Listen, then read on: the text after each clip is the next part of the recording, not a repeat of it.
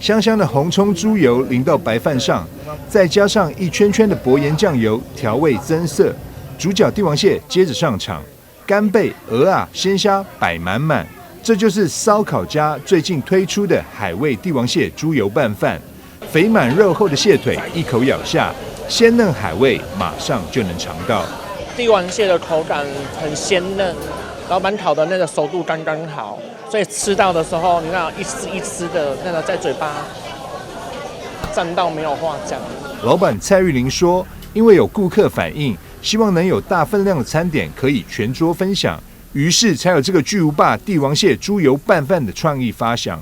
现在大家都是一起出来聚餐，无论是用餐的人员还是大家来庆生，大家都希望猪油拌饭不要那么小，因为我们可不可以有一大碗，然后大家可以共同一起 share 那种感觉。所以现在喜欢欢乐，因为现在都有节庆比较多，所以大家都希望大家一起吃一大碗，这样子大家感觉那种气氛都会非常的好，这样子。